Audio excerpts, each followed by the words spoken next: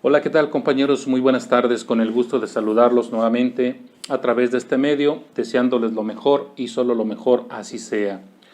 Vamos a continuar nuestro estudio de Sagrada Escritura, pero hoy toca la materia del Evangelio según San Mateo. Este es un evangelio que hemos venido estudiando con la intención, pues, de conocer lo que nos quiere decir el Señor a través de su santa palabra. Si bien es cierto que este evangelio se escribió para unas personas muy determinadas, para una comunidad con una problemática muy bien definida, esto no quita que para nosotros también sea un documento válido, porque la palabra de Dios, como lo hemos venido diciendo desde el principio, la palabra de Dios tiene esa característica, la palabra de Dios es actual. Así lo señala el profeta Isaías por allá en el capítulo 55, versículo 10, 11, 12 más o menos, donde dice el profeta que así como la lluvia empapa la tierra y da un fruto, así la palabra de Dios dice, la palabra salida de mi boca no regresará a mí sin haber producido un fruto. Entiéndase ese fruto, un cambio. Por eso yo les he venido diciendo desde el principio que para aquellos que estudiamos la Sagrada Escritura no podemos seguir siendo las mismas personas. Tenemos que estar manifestando, tenemos que estar experimentando un cambio positivo sobre todo. De eso se trata nuestro estudio de Sagrada Escritura.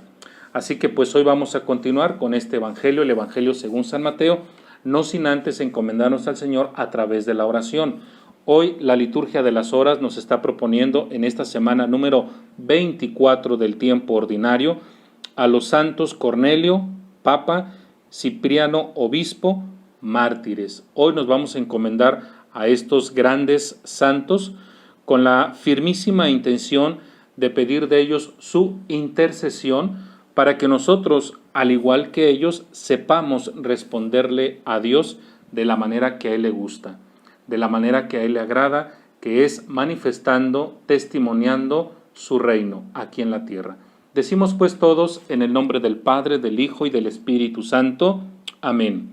Señor, tú que en los santos Cornelio y Cipriano diste a tu pueblo pastores llenos de celo y mártires victoriosos, concédenos por su valiosa intercesión ser firmes e invencibles en la fe y trabajar con verdadero empeño por lograr la unidad de tu iglesia.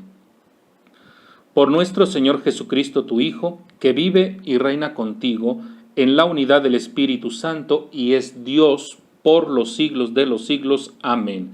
El Señor nos bendiga, nos guarde de todo mal y nos lleve a la vida eterna. Amén.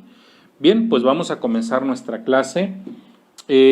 A manera de introducción, voy a remitirme al Evangelio de San Marcos.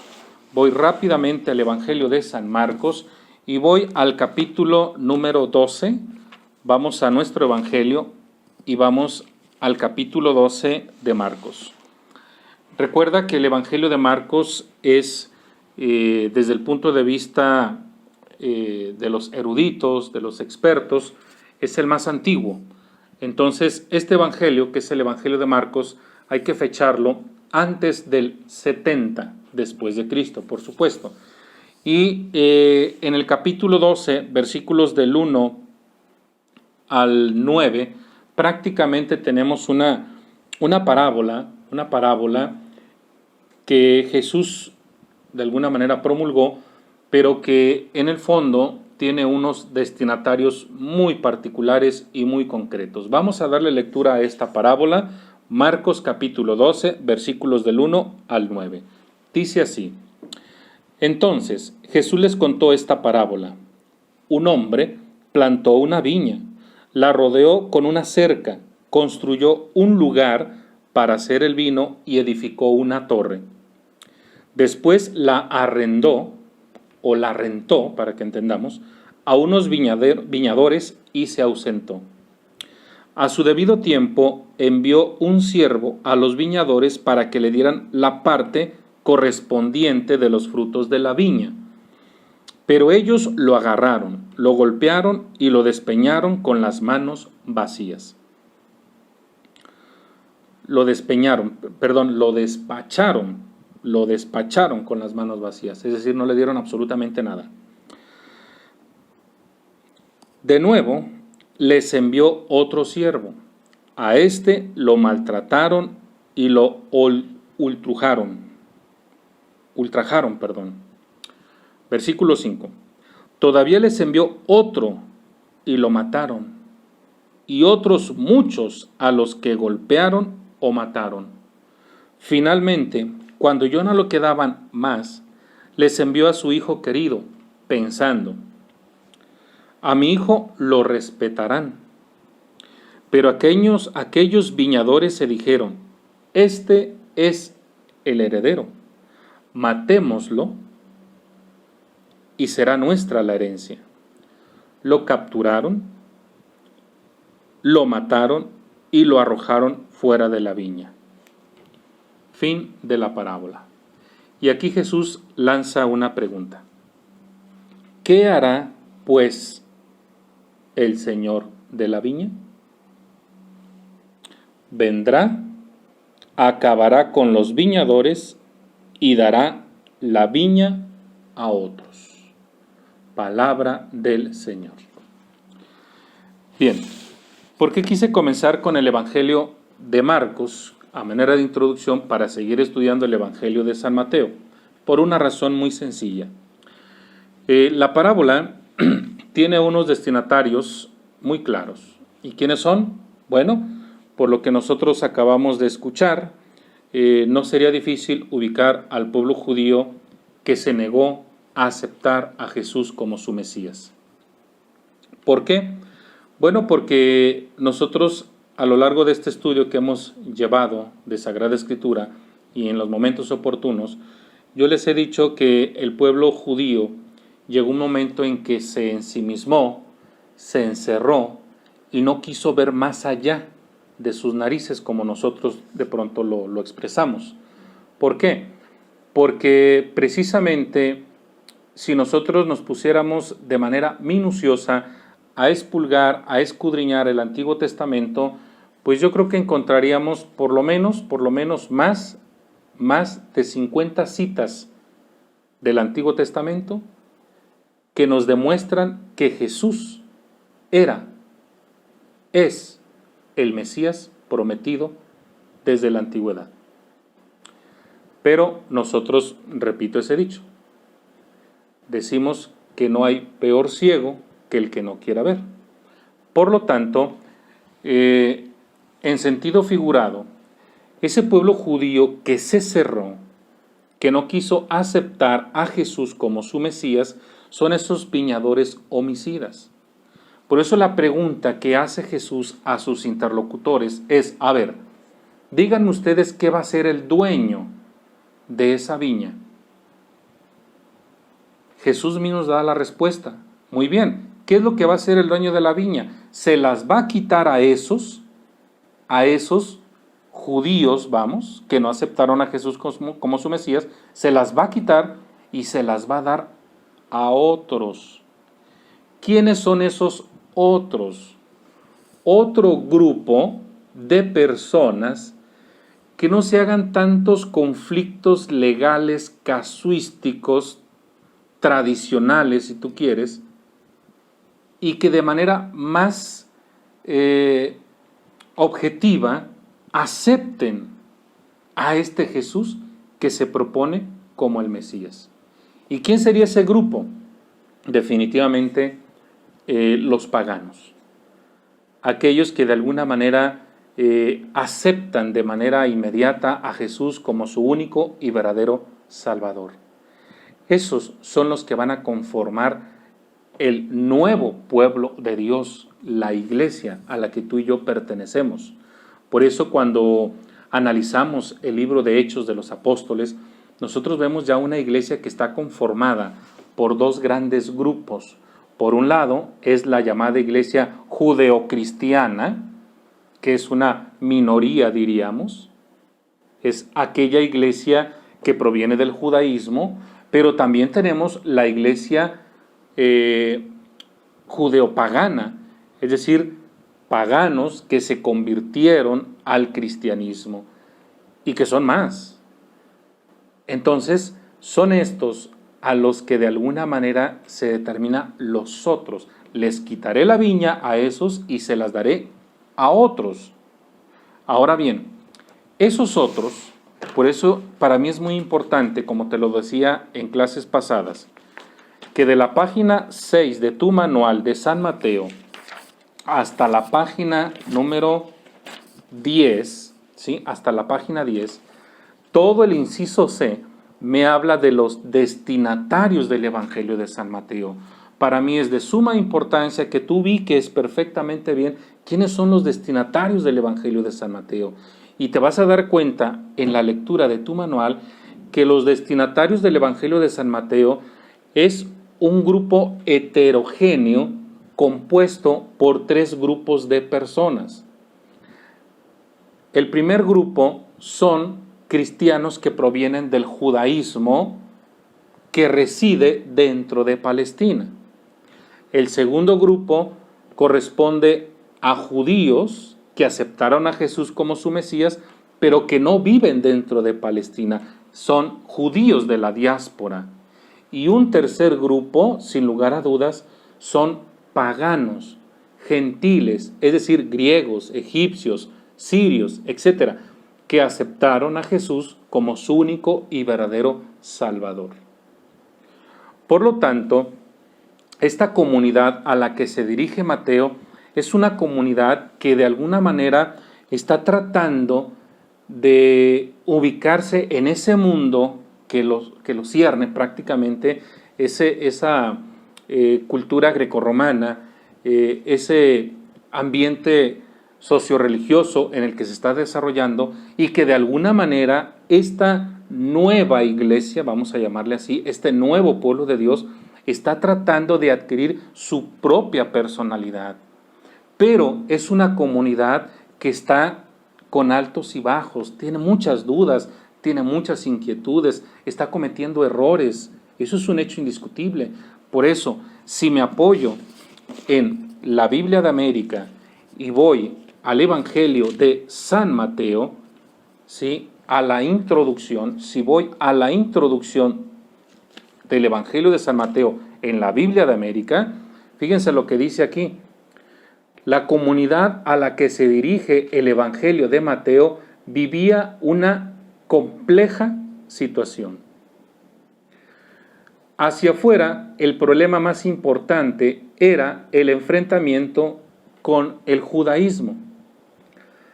Hacia adentro, enfrentaba la división y sufría las tensiones propias de una comunidad cristiana de la segunda generación.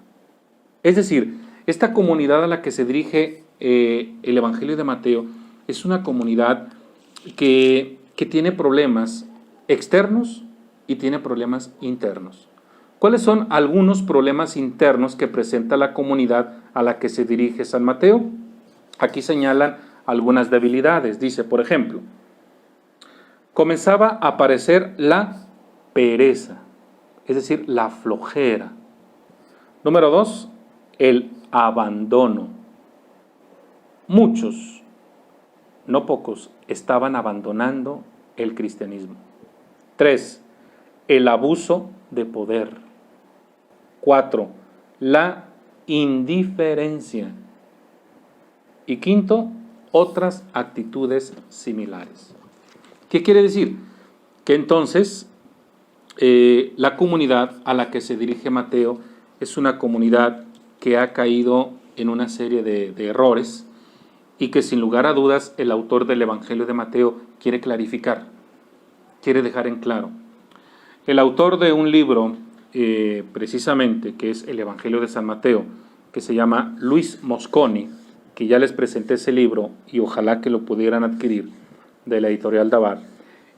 Este autor biblista sugiere que el Evangelio de Mateo parte de 3 incógnitas a despejar. La primera sería ¿quién es Jesús? La segunda, ¿cómo ser un verdadero discípulo de Jesús? Y la tercera, cómo seguir a ese Jesús, pero en comunidad. Este autor, repito, Luis Mosconi, en su libro sugiere que el autor del Evangelio de San Mateo tuvo esas tres incógnitas que desarrollar para que la comunidad a la que él se dirige se ubique y de alguna manera viva su fe coherente. Por eso el Evangelio de San Mateo nos es tan familiar, pero tan familiar, porque nosotros, cristianos del siglo XXI, de pronto nos encontramos en las mismas circunstancias con las que se encontró el autor del Evangelio de San Mateo de hace 2000 años. Estamos en las mismas circunstancias. Por eso, estamos estacionados todavía en el llamado Sermón del Monte.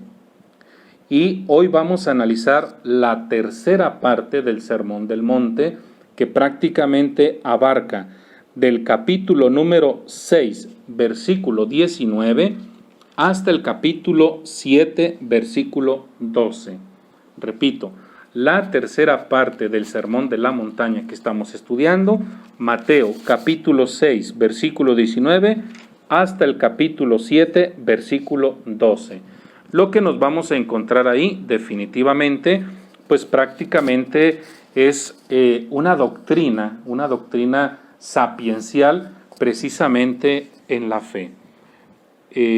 Ya nosotros vimos la semana pasada la propuesta que nos hace Jesús con relación a la espiritualidad que proponen los profetas.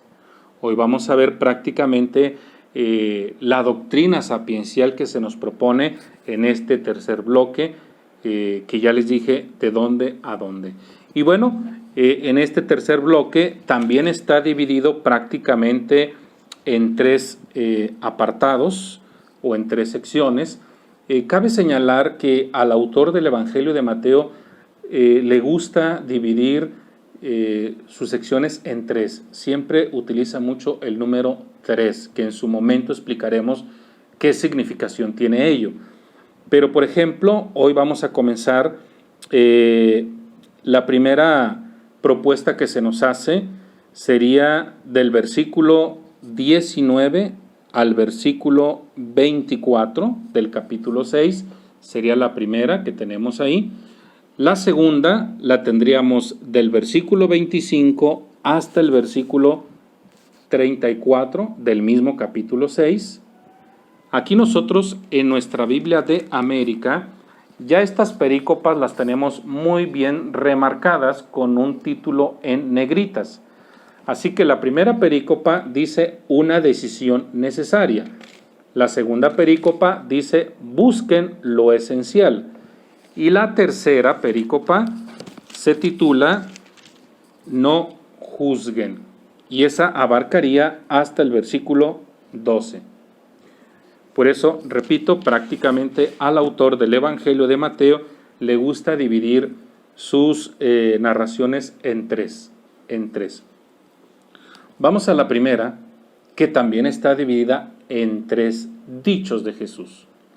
La primera, capítulo 6 de Mateo, repito, capítulo 6 de Mateo, versículos del 19 al 24. Dice así: no amontonen tesoros en esta tierra, donde la polilla y la herrumbre echan a perder las cosas, y donde los ladrones perforan los muros y roban. Amontonen mejor tesoros en el cielo, donde ni la polilla ni la herrumbre echan a perder las cosas, y donde los ladrones no perforan los muros ni roban. Porque donde está tu tesoro, allí estará también tu corazón. Palabra del Señor. Ese es el primer dicho que Mateo está incluyendo aquí. Segundo dicho: el ojo es la lámpara del cuerpo. Si tu ojo está sano, todo tu cuerpo está iluminado. Pero si tu ojo está enfermo, todo tu cuerpo está en tinieblas. Y si la luz que hay en ti es tiniebla, qué grande será la oscuridad. Segundo dicho de Jesús. Tercer dicho de Jesús. Versículo 24. Nadie puede servir a dos amos, porque odiará a uno y amará al otro, o será fiel a uno y al otro no le hará caso. Ustedes no pueden servir a Dios y al dinero. Palabra del Señor. Pues bien, en esta primera perícopa del capítulo 6 de Mateo, versículos del 19 al 24, ya nos dimos cuenta que el autor del Evangelio de Mateo nos ha puesto 3 dichos de Jesús con una finalidad. ¿Cuál es esa finalidad? Bueno, la finalidad que encontramos en estos 3 dichos es una manera de advertirle a sus oyentes qué es lo primordial en la vida del cristiano, qué es lo fundamental. Por eso, el primer dicho va en un orden material. Es decir, no te afanes. ¿Por qué? Por tener muchos bienes materiales. Más bien, afánense por tener bienes espirituales. Que desde la perspectiva del autor del Evangelio de Mateo, eso es lo que más vale para Dios. Yo quiero que tengas como base de esta tercera parte del Sermón de la Montaña lo que dice el capítulo 6, versículo 33. Dice claramente el texto: busquen primero el reino de Dios y hacer su voluntad, y todo lo demás vendrá por añadidura. Esta es la idea clave, la idea central de la tercera parte del Sermón de la Montaña. Ojalá que no se te olvide. Recordemos que en la clase pasada yo les había dicho que subrayaran del capítulo 6, versículo 1 hasta el versículo 18 de la clase pasada, nota importante, que subrayaran cuántas veces se repite la palabra Padre. Si tú ya lo hiciste y si ya viste cuántas veces se repite esta palabra, aquí hay algo muy interesante. ¿Qué es lo que pretendió y lo que pretende el autor con el hecho de repetir varias veces la palabra Padre? Bueno, pues lo que pretende el autor sagrado es crear en la mente y en el corazón de sus oyentes, ahora nosotros somos oyentes del Evangelio de Mateo, que lo más primordial es hacer la voluntad del Padre. Por eso aquí se vuelve a repetir en la tercera sección del Sermón de la Montaña, en el capítulo 6, versículo 33, dice: busquen primero, ¿sí? Busca primero el reino de Dios y hacer su voluntad, es decir, agradarle a Él. Y la manera de agradarle a Dios o hacer la voluntad de Dios es en una intimidad en la que nosotros podamos entregarnos a Él en cuerpo, en espíritu o en verdad, como lo dirá el Evangelio de San Juan, pero en una totalidad. No como lo propone el mundo. Por eso acuérdate lo que vimos la clase pasada, cuando Jesús dijo en el capítulo 6, versículo 1, cuidado con practicar las buenas obras para ser vistos por la gente, porque entonces su Padre del cielo no los recompensará. Es decir, se nos habla de una actitud interior. El cristiano tiene que ser un cristiano que viva su fe de manera expresa, claro, de manera abierta, pero en silencio. que si tú ayudaste a alguien, sí, claro, lo hiciste, lo expresaste, pero en silencio. Por eso dice aquí, por eso cuando des limosna, no vayas pregonándolo como hacen los hipócritas en las sinagogas o en las calles. Tú cuando des limosna, que no sepa tu mano izquierda lo que hace tu derecha. Así tu limosna quedará en secreto, y tu Padre que ve en lo secreto te recompensará. Entonces, volviendo al análisis que estamos haciendo hoy de este capítulo 6 del Evangelio de San Mateo, versículos del 19 al 24. El primer dicho de Jesús va en el orden a buscar sobre todo no los bienes materiales, sino agradar a Dios, los bienes espirituales. Por eso el ejemplo es muy claro, dice, porque donde está tu tesoro, allí también estará tu corazón.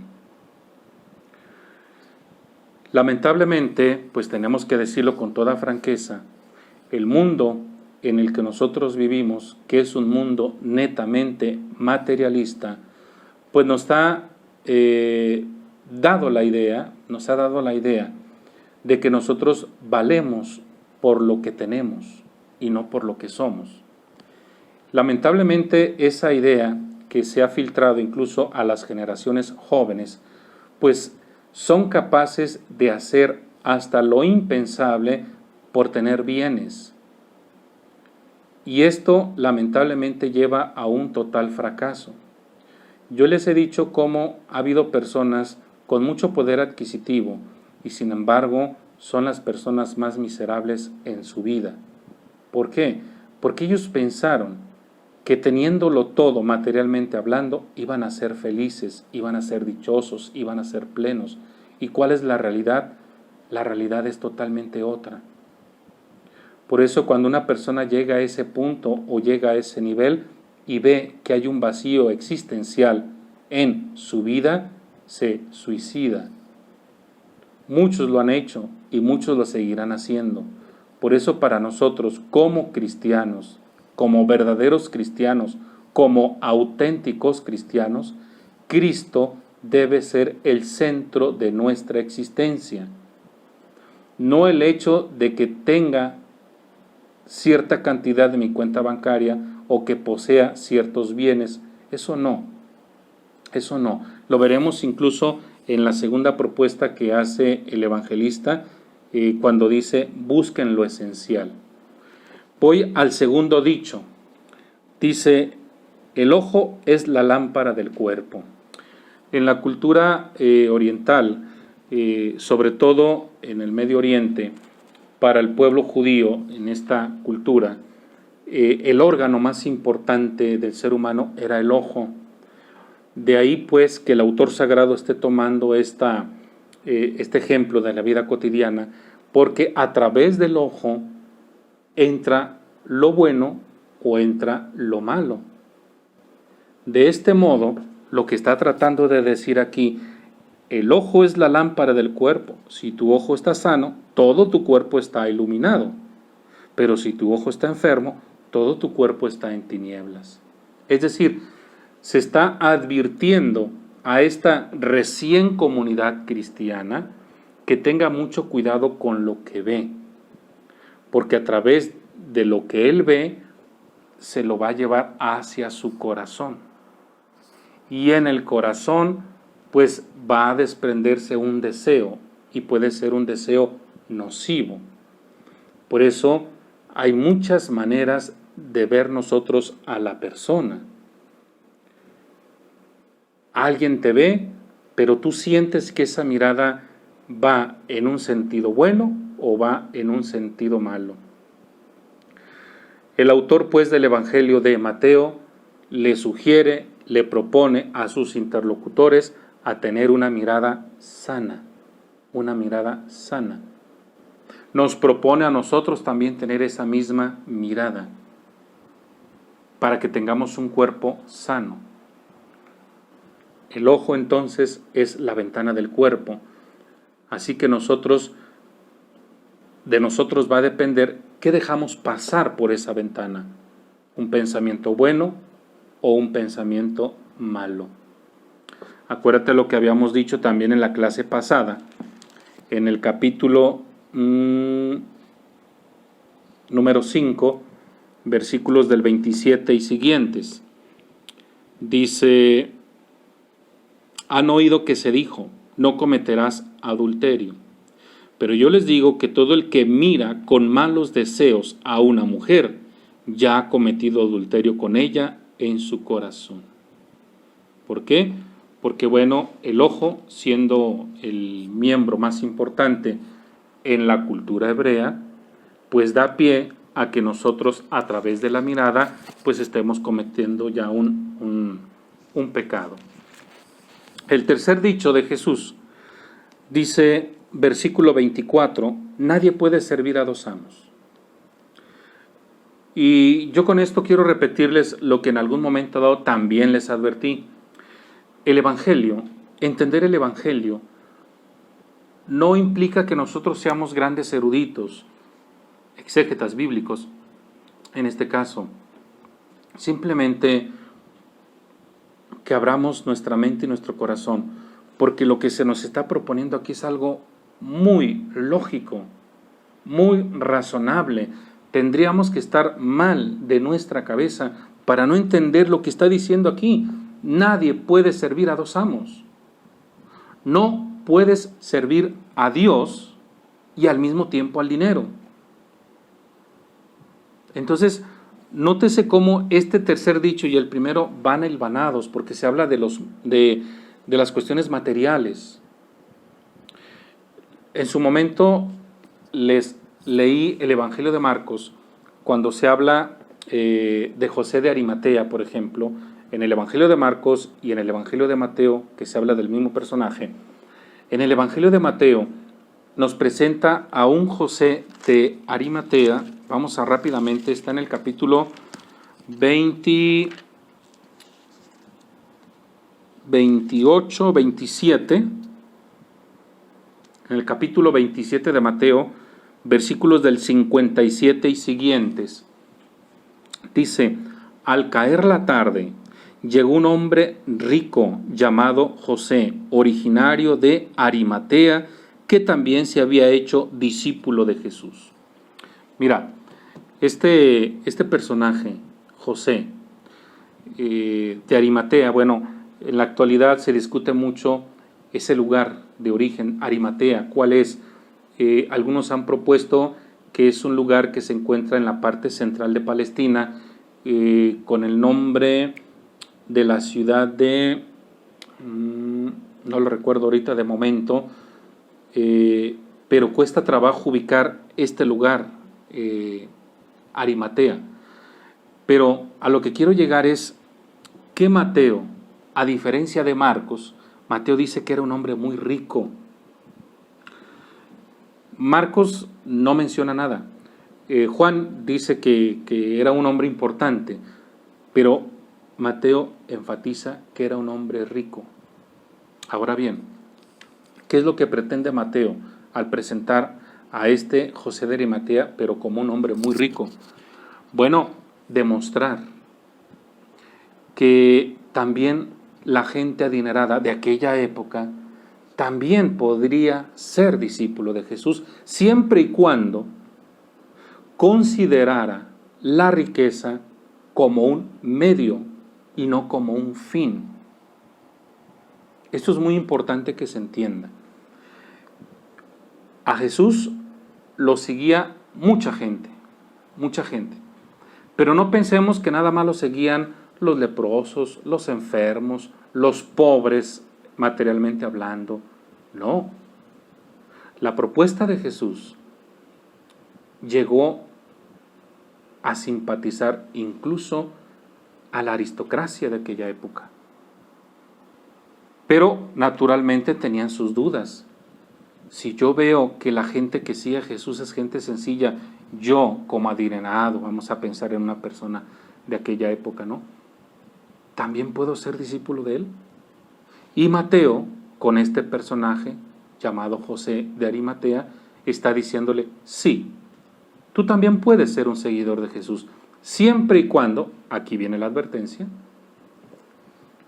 tu riqueza no sea un fin, sino un medio.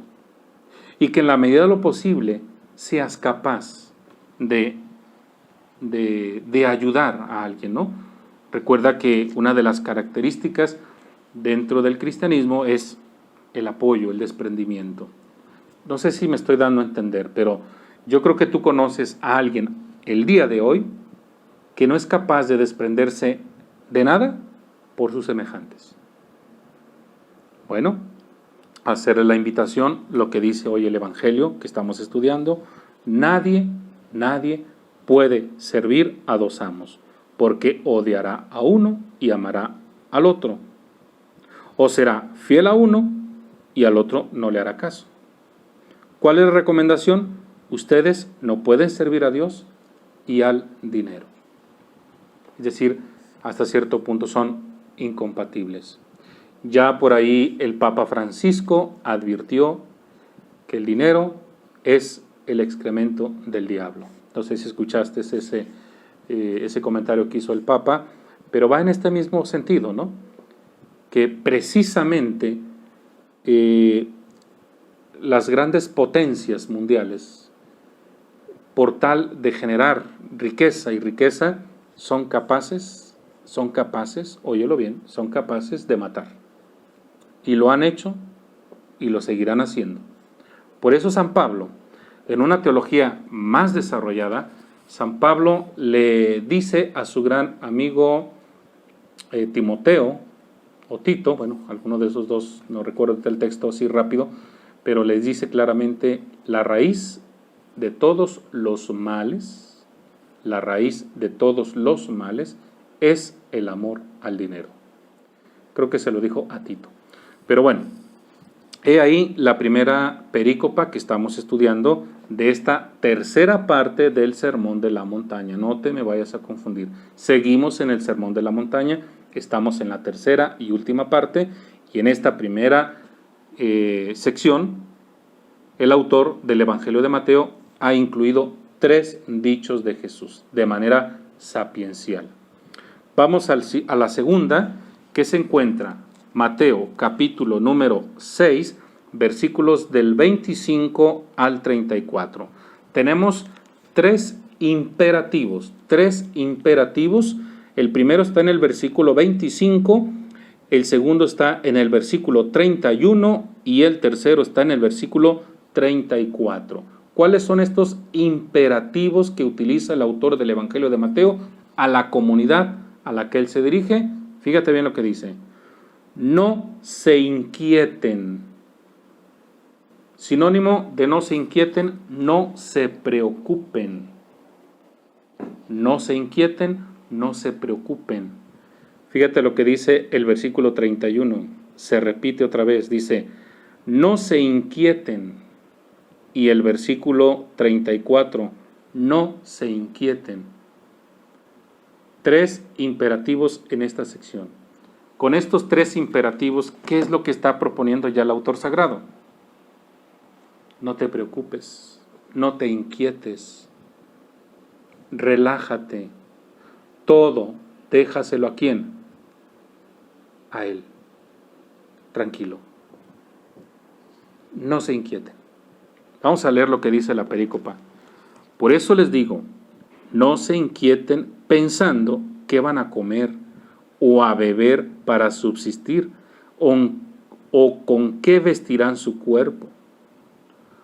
¿No vale más la vida que el alimento y el cuerpo que el vestido? Fíjense en las aves del cielo, ni siembran, ni cosechan, ni guardan en graneros, y sin embargo el Padre Celestial las alimenta. ¿No valen ustedes mucho más que ellas? ¿Quién de ustedes, por más que lo intente, puede añadir una sola hora a su vida? Y por el vestido, ¿por qué se inquietan? Fíjense cómo crecen los lirios del campo, no se fatigan ni tejen. Sin embargo, les digo que ni Salomón con todo su esplendor se vistió como uno de ellos. Pues si a la hierba que hoy está en el campo y mañana se echa al fuego, Dios la viste así, ¿qué no hará con ustedes, hombres de poca fe? Así que no se inquieten diciendo, ¿qué comeremos? ¿Qué beberemos? ¿Con qué vestiremos? Esas son las cosas por las que se preocupan los paganos. Busquen primero el reino de Dios y hacer su voluntad, y todo lo demás les vendrá por añadidura. No se inquieten por el día de mañana, que el mañana traerá su propia preocupación. A cada día le basta su propio afán. Palabra del Señor. Pues bien, ahí tenemos esta exhortación que de alguna manera debió de haber sido de mucho provecho para aquella comunidad cristiana que sin lugar a dudas estaba pasando por una serie de dificultades, y una de ellas, quiero pensar yo, una de ellas precisamente era: ¿qué vamos a hacer ahora que somos cristianos? Parece que todo el mundo está en contra de nosotros. Preguntas como esas o preguntas como estas: ahora que somos cristianos, nuestro negocio se está viniendo abajo, ¿qué vamos a hacer?